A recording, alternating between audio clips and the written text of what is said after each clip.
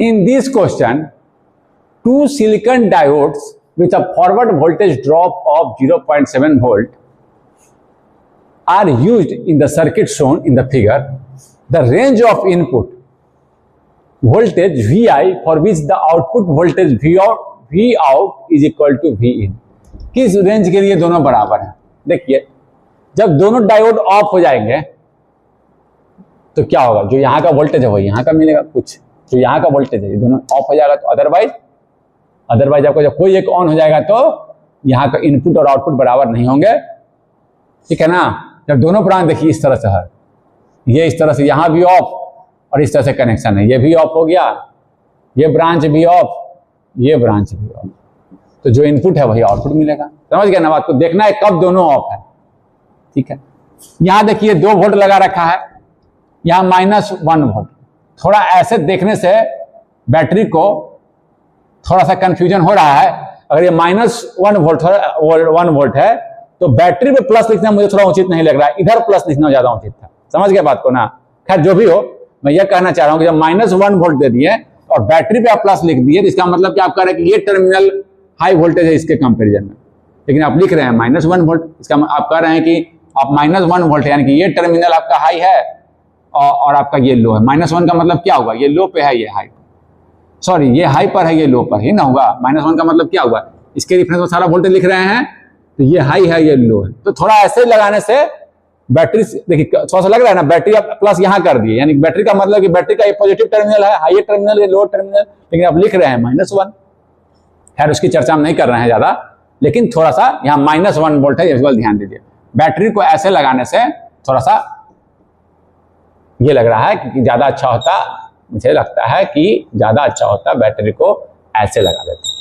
-1 लिख रहे हैं तो ये हाई है, ये लो है, लेकिन कोई बात नहीं, उसे क्वेश्चन क्लियर, ये अब -1 वोल्ट है, थोड़ा ज्यादा अच्छा लगता, बट गेट का क्वेश्चन है तो मैं इस पर ज्यादा नहीं बोलूंगा और इस पर आपको ऐसे लगा देते, ऐसे। ये बैटरी का ये हाई साइड है, इसकी कॉरस्पॉन्डिंग में यहाँ का वोल्टेज लिख रहा हूं तो ये -1 पर है। समझ गए ना?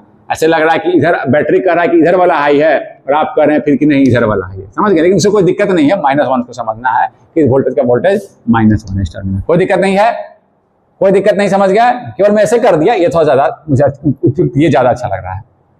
सारा वोल्टेज आप -1 का मतलब कि आपका ये हाइयर पर है, ये लोअर, माइनस इसके तुलना में -1 वोल्ट कम है। अब देखिए 2 वोल्ट, खैर उससे ज्यादा दिक्कत नहीं है, +2 वोल्ट यहां लगा रखे हैं। ये कब ऑन होगा जी? जब आपका यहां पर 2.7 वोल्ट आ जाए। 0.7 वोल्ट तो इसका डिफरेंस चाहिए, 0.7 वोल्ट दे रखा है। तब देखिए एनोड और कैथोड के बीच में डिफरेंस क्या हो गया? 0.7 का। ये ऑन कब होगा? जब आपका 2.7 वोल्ट यहां पर आ जाए, और ऑन मुझे चाहिए नहीं, क्या है? जब ऑन हो जाएगा तो ये वोल्टेज, यहाँ का वोल्टेज, यहाँ दिस प्लस दिस यहाँ का वोल्टेज होगा। मुझे क्या चाहिए? Vin = Vout, यानी कि मेरा Vin ऑफ करने के लिए क्या होना चाहिए? 2.7 वोल्ट से तो कम होना चाहिए। एक चीज तो इंश्योर होगा, जब 2.7 से कम होगा तो यहाँ 2 वोल्ट है। एनोड पर देखिए वो ऐसे है, कैथोड पर 2 वोल्ट, तो यहाँ अगर हम 2.7 दे देंगे तभी ना ऑन होगा। इससे ज्यादा देंगे 3 वोल्ट तो चलो ऑन हो गया। 0.7 से का डिफरेंस होना ही चाहिए। 1 वोल्ट देंगे तो देखिए एनोड पर ज्यादा है, कैथोड पर ज्यादा है, एनोड पर कम। 0.7 वोल्ट ज्यादा होना ही चाहिए। 0.7 वोल्ट का ड्रॉप दे रखा है कट इन वोल्टेज, तो आप 3 वोल्ट दे दिए तो बहुत अच्छी बात है, 4 वोल्ट दे दिए बहुत अच्छी बात। समझ गए ना बात को? तो 2.7 से कम होना चाहिए इसको ऑफ होने। अब यहां देख रहे हैं, यहां -1 दे रखे हैं, ये -1, ये है आपका एनोड, तो इस पर क्या देना होगा? एनोड पर -1 है, तो कैथोड पर अगर इससे कम हो जाए तो आपका ऑन हो सकता है। ये -1 है, इससे कम हो जाए, -1.7 हो जाए, 1.3, इससे कम, जैसे कि इस पर -1.7 हो जाए। कैथोड पर कम हो जाए, एनोड पर -1 है तो उससे भी कम कर दिए, -1.7। देखिए डिफरेंस देखिए, अब देखिए -1, एनोड और कैथोड के बीच में डिफरेंस -1.7। कितना डिफरेंस आया जी? 0.7 का। इससे कम कर देंगे अगर हम, करते जाइए, कम करते, कैथोड पर कम करते जाइए, इससे -1.7, -1.8 रख दीजिए। कोई बच्चा कहा -1.8, कितना का डिफरेंस आएगा जी? एनोड और कैथोड के बीच में डिफरेंस 1 - -1.8, कितना आया? 0.8। वाह बहुत अच्छा, ऑन हो जाएगा। लेकिन मुझे क्या चाहिए, ऑफ। यानी कि 1.7, देखिए -1.7 से अगर हम इसको कम करते हैं तो ये क्या हो जाएगा, ऑन हो जाएगा। मुझे ऑफ रखना है तो VI को क्या रखना होगा, -1.7 से ज्यादा। ज्यादा रखेंगे तो आपका ये भी ऑफ रहेगा। VI को हम उससे ज्यादा रखेंगे, ज्यादा करेंगे तो बढ़ाते जाएंगे, इससे ज्यादा तो नेगेटिव, देखिए नेगेटिव में तो दोनों ऑफ है, नेगेटिव वोल्टेज दे देंगे -1.7 तो दोनों ऑफ है। यहाँ तो पॉजिटिव चाहिए 2.7, तो बढ़ाते हैं इससे ज्यादा और 2.7 से कम। 2.7 से कम अगर रखते हैं 2 वोल्ट रखते हैं, देखिए 2 वोल्ट में ये भी ऑफ है, 2 वोल्ट में ये 2 है, यहाँ -1 वोल्ट है, कैथोड पर ज्यादा एनोड पर 1, तो दोनों ऑफ है। इस रेंज में एग्जांपल दे दिया मैं, इस रेंज में दोनों ऑफ है, तो ये आपका आंसर आ गया डी। केवल चेक करना है और वहां से देख लेना है। और जब दोनों ऑफ है तो V in equal to V out. V in equal to, जब दोनों डायोड ऑफ हो गया, यहाँ कुछ भी नहीं है कनेक्शन, तो जो यहाँ का वोल्टेज है तो यहाँ का वोल्टेज है। V in is equal to V out. Now we move to next question. In this question, for the Zener diode shown in the figure, the Zener voltage at knee is 7 volt. The knee current is negligible and the Zener dynamic resistance is 10 ohm. If the input voltage ranges from 10 to 16, the output voltage ranges from output voltage range. ऐसे तो constant होता, अगर वो input को operate करा रखे हैं 10 से 16, चाहिए आपका 7 वोल्ट की, ये तो आपका ब्रेकडाउन कर दिया होता है, लेकिन कुछ वैरी है। क्यों? क्योंकि इस बार वो क्वेश्चन में देखिए इनपुट कर दिए हैं, चेंज कर रहे हैं, आउटपुट लोड लगाए नहीं है, तब सुनिए कि आपका यहाँ का वोल्टेज क्या होगा। अगर हटाते हैं तो देखिए हमेशा आपका 10 से 16 का वोल्टेज है। ऐसे कर चेक करें, नी करंट कुछ दिया नहीं है, ये कुछ आपका नी करंट 0 और ये, लेकिन इस बार तो साथ आप कहेंगे कि 7 वोल्ट मिलना चाहिए, ये चेंज क्यों मिलेगा 7 से, देखिए कुछ थोड़ा बहुत ज्यादा मिल रहा है। क्यों? क्योंकि हर बार हम क्या मानते थे, देखिए हर बार हम क्या मानते थे कि ब्रेक डाउन के बाद इसका कोई रेजिस्टेंस नहीं है, इस तरह से हम ड्यू करंट इंक्रीज करेंगे, ये मानते थे। लेकिन अभी क्या हो गया है, ये ब्रेक डाउन के बाद एक स्लोप दिखा रहा है, इससे इंक्रीज कर रहा है, वोल्टेज बढ़ा रहे हैं तो बढ़ रहा है।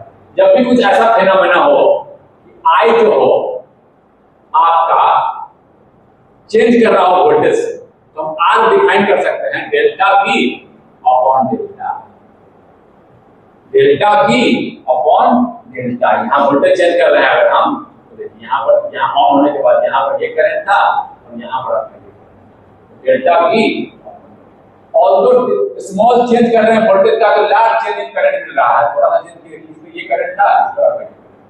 तो ये जो आपका फॉरवर्ड इस रेजिस्टेंस को जो दिखाएंगे हम मॉडल करेंगे, डायनामिक रेजिस्टेंस का, ये काफी छोटा होगा।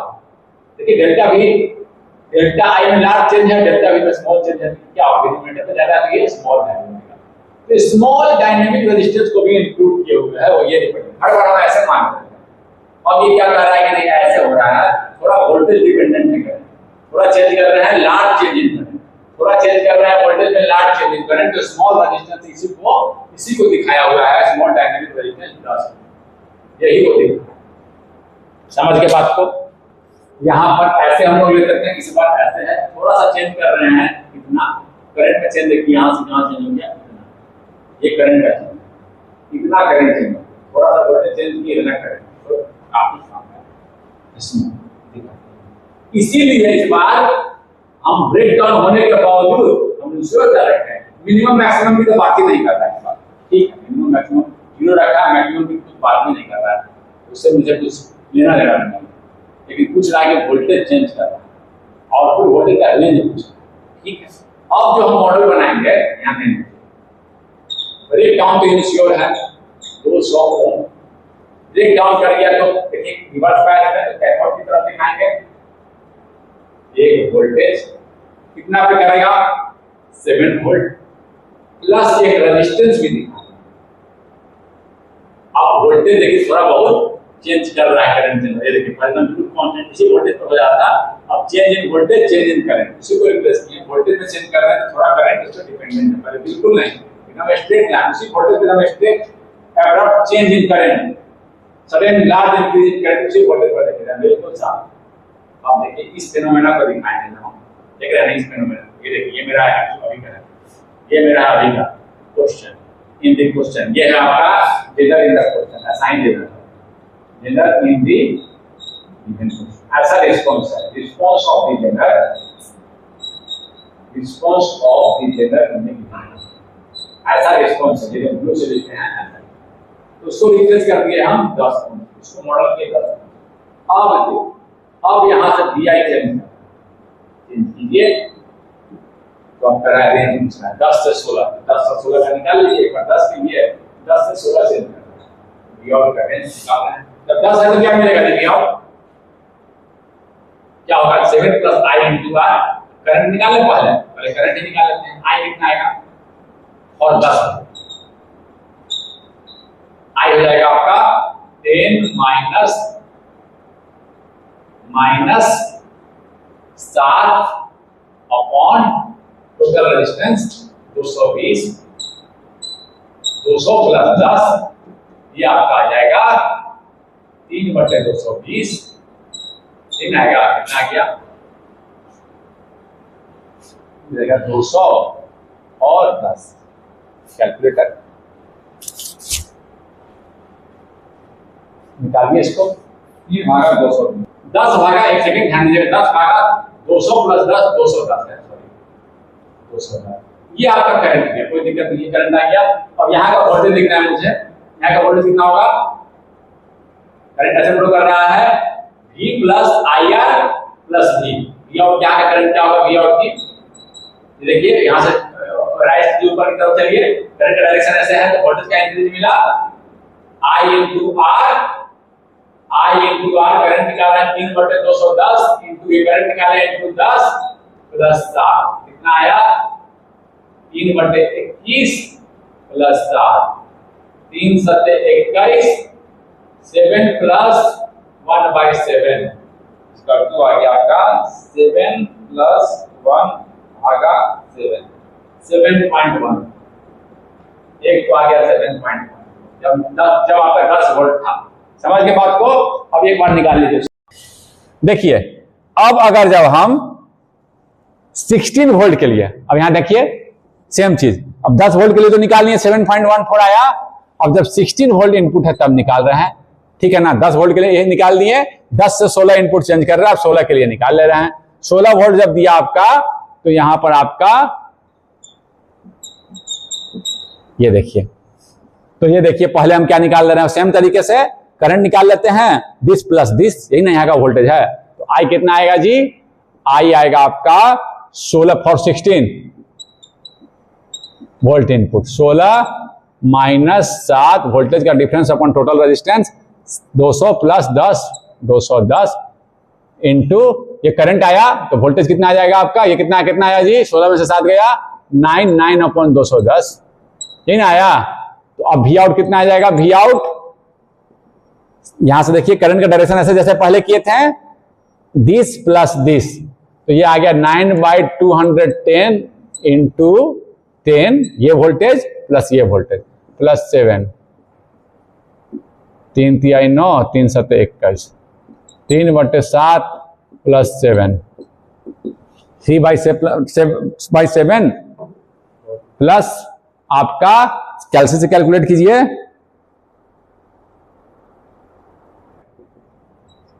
प्लस 7, 0.428 प्लस 7, ये आ गया आपका 7.428, तो 16 वोल्ट के लिए मिला मुझे 7.428, 10 वोल्ट के लिए मिला था 7.14, इसी के बीच में वो रेंज कर रहा है 10 से 16, तो आउटपुट भी आपका इसी के बीच में 7.14 से 7.43 दे रखा है ना, तो 7.42 लगभग 7.428 इसी के बीच में रेंज करेगा, क्यों, क्योंकि मिलना चाहिए था 7 वोल्ट कांस्टेंट, क्योंकि आरएफ दे रखा है, तो उसके कोर्स में जो वोल्टेज ड्रॉप करेगा वो आपको वोल्टेज में चेंज लाएगा वी आउट में, तो C is the right answer, C is the right answer. Now we move to the next question.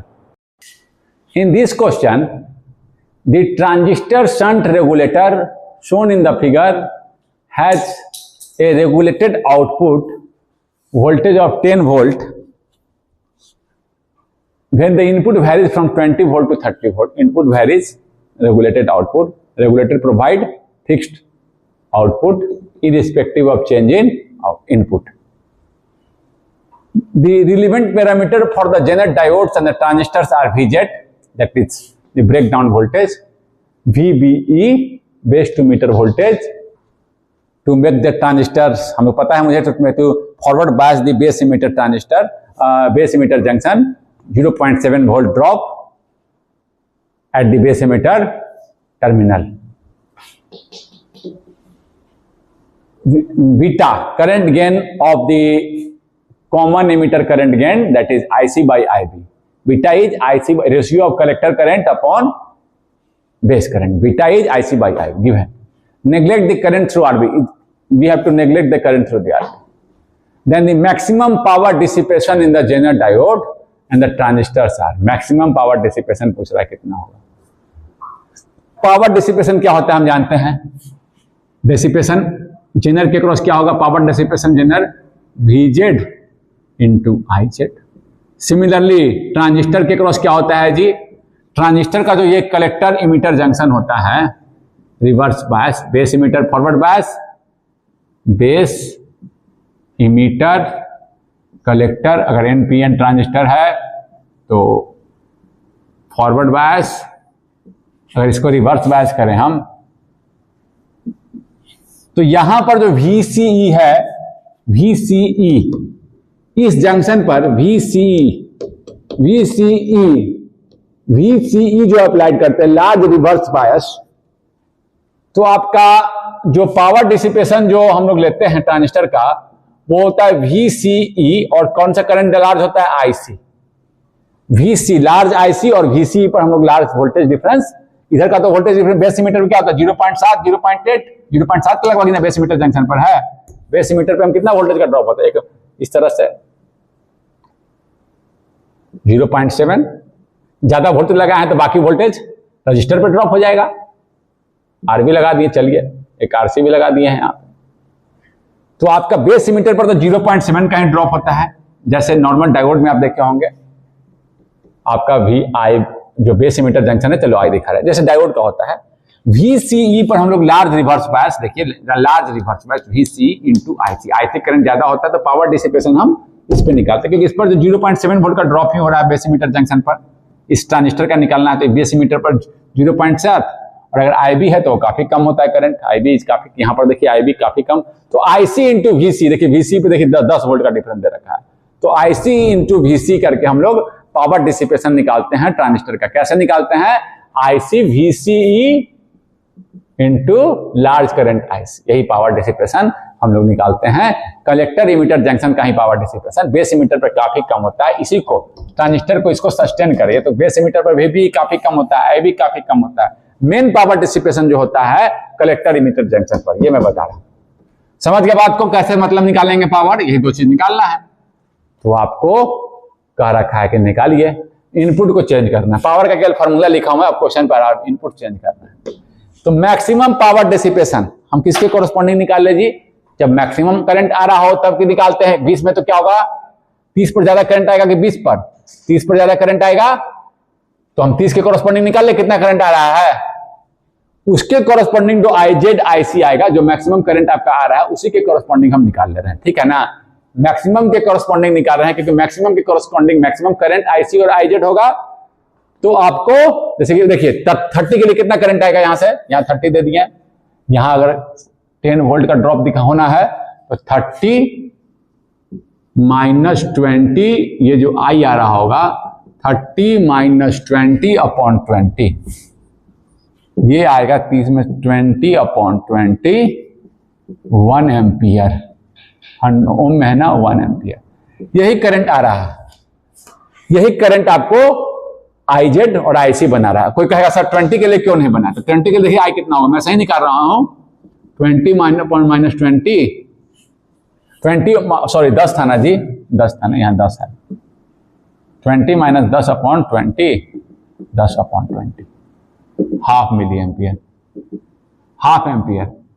कौन करंट ज्यादा है जी, किसके करस्पॉन्डिंग ज्यादा हमको पावर आएगा, इसको सस्टेन करने के लिए हमको बनाना होगा. ये ज्यादा करंट आ रहा है तो ज्यादा IZ ज्यादा IC, इसके करस्पॉन्डिंग मुझे निकालना ज्यादा उपयुक्त है. तो कम आ रहा है तो कम ही IZ कम ही IC. समझ गए ना बात को, तो हम ज्यादा के लिए निकाल ले रहे हैं, उतना पावर डिसिपेशन तो उसको ट्रांजिस्टर को करना ही पड़ेगा, सस्टेन करना ही पड़ेगा, मैक्सिमम पावर डिसिपेशन निकालना है मुझको। तो अभी जो करंट ज्यादा आ रहा है इससे कॉरस्पॉन्डिंग जो करंट आएगा आईजेड, उसी के लिए हम निकाल रहे हैं। क्योंकि कम है तो इसके कॉरस्पॉन्डिंग आईजेड, ये दोनों में बट रहा है, आईजेड भी कम होगा, आईसी भी कम होगा।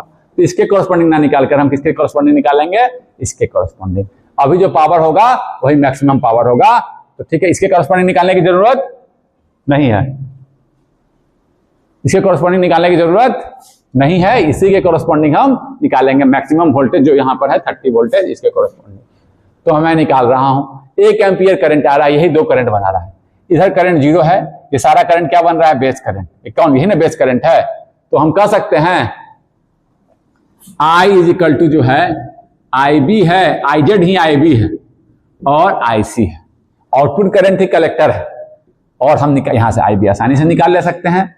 I क्या है, IB क्या है, IB, और IC क्या होता है जी, बीटा IB। समझ गए ना बात को। ये आपका आगे I दे रखा 1 एम्पियर, समझ गए ना। ये देखिए IB भी ज्यादा होगा, 0.5 के लिए निकालता है, कोई बच्चा 20 के लिए निकालता तो क्या लिखता, 0.5 is equal to IB plus beta IB। यहाँ कम आता है IB और IC दोनों कम आ जाता। तो हम पावर डिसिपेशन कब ज्यादा होगा, जब ज्यादा करंट आ रहा है, IZ भी ज्यादा हो जाएगा उस समय IC। तो इसके किससे कॉरस्पॉन्डिंग निकाल रहा है, 30 के लिए ज्यादा करंट आ रहा है, तो हम उसी के लिए निकालेंगे, ठीक है ना, कोई दिक्कत नहीं है। तो 1, तो यहां पर वो समझाने के लिए लिखा था IB और IB को बाहर निकाल दिया मैं, और बीटा प्लस IB क्या हो गया, 1 प्लस बीटा 100 है, 99 है तो 100 हो गया। तो IB आ गया आपका 1/100, यानी कि 0.01 एम्पियर, या इसी को कह सकते हैं 10 एम्पियर। कोई दिक्कत नहीं, समझ गए बात को। तो ये निकल गया, यानी कि IZ निकल गया, यही तो IZ है। इधर करंट बोल रहा है कि नेग्लिजिबल। एक चीज, हाँ ये हम लोग निकाल लिए, ठीक है। अब IC निकाल लेंगे। यहां ऊपर में लिखूं IC is equal to beta IB। ये देखिए मैक्सिमम के कॉरस्पॉन्डिंग निकाले, मैक्सिमम के कॉरस्पॉन्डिंग जो IB आया वही मैक्सिमम करंट सर IB का होगा। 20 के लिए निकालते तो थोड़ा कम ही करंट रहता, तो हमको मैक्सिमम के लिए निकाल ले रहे हैं। इतना, इससे ज्यादा पावर डिसिपेशन 30 वाले के कॉरस्पॉन्डिंग निकाल ले रहे हैं। इससे ज्यादा पावर डिसिपेशन सर्किट में नहीं होने वाला है, जेड के क्रॉस 30 मैक्सिमम वोल्टेज है। इसी के कॉरस्पॉन्डिंग जो करंट है वो निकाले हैं।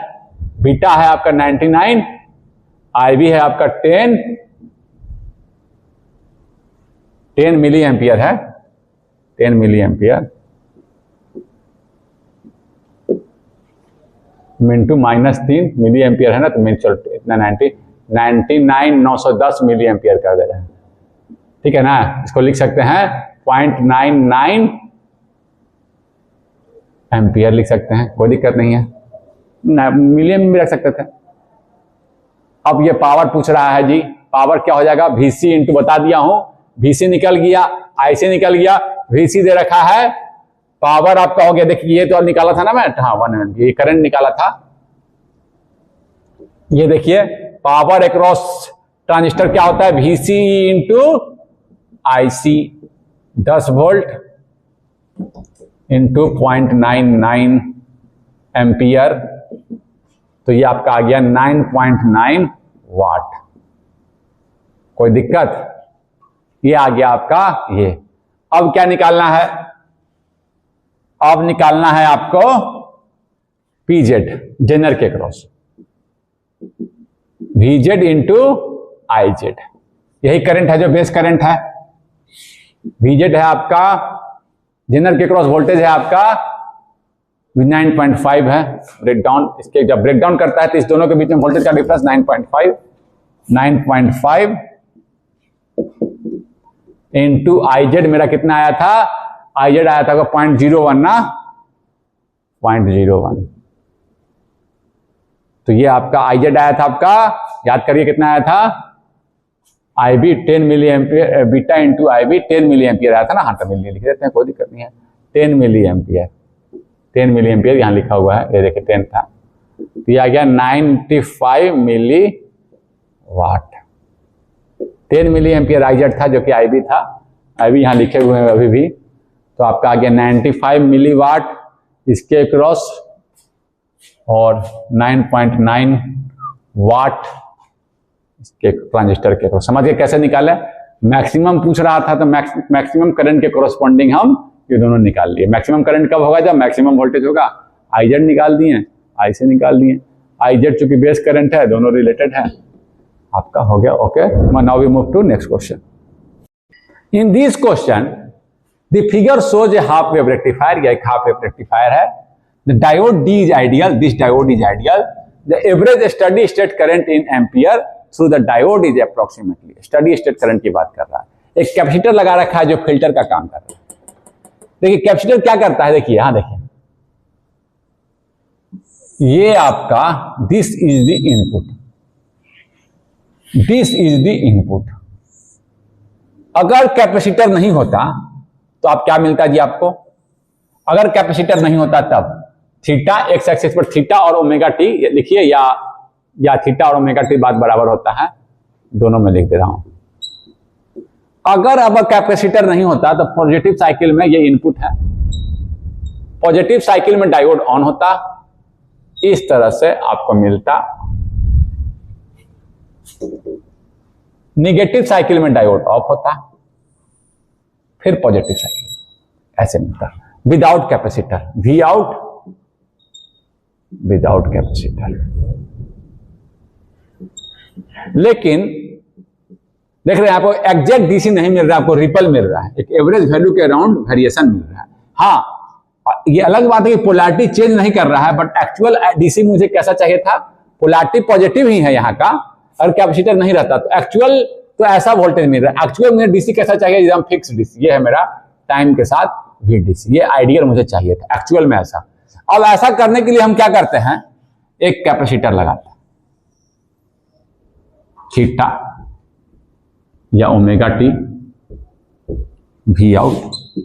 कैपेसिटर क्या करता, कैपेसिटर क्या होता, पहली साइकिल में अगर चार्ज हो जाता, जब डायोड ऑन रहता तो कैपेसिटर आपका चार्ज हो जाता, कैपेसिटर चार्ज हो जाता।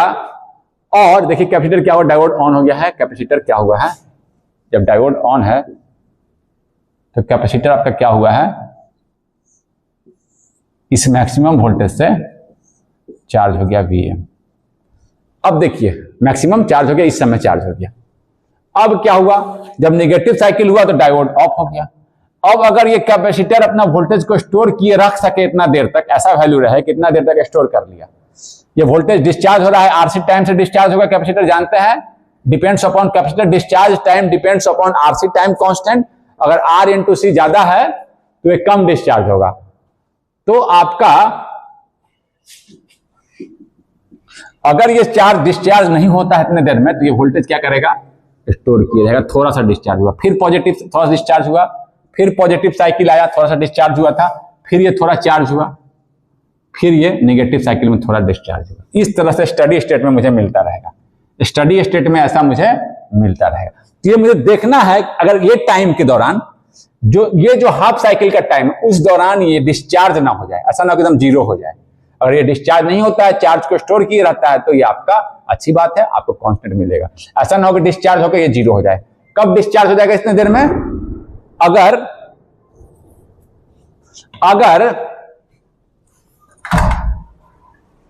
अगर ये आरसी टाइम कांस्टेंट कम होगा तो ये डिस्चार्ज हो सकता है। तो ये पहले मैं केवल इतना चेक कर रहा हूं कि आरसी टाइम कांस्टेंट अगर कितना है, ये देखिए आर इंटू सी जब निकाल रहे हैं, क्योंकि इसी पर डिपेंड करता है डिस्चार्जिंग ऑफ द कैपेसिटर। अगर आरसी टाइम कांस्टेंट ज्यादा है, it will take more time to discharge, और इतना टाइम वो ले डिस्चार्ज होने में, बिल्कुल डिस्चार्ज ना हो जाए, जीरो ना हो जाए इस टाइम के पहले ही। ये टाइम जो है हाफ साइकिल का टाइम, उतना देर तक वो स्टोर कर रखे।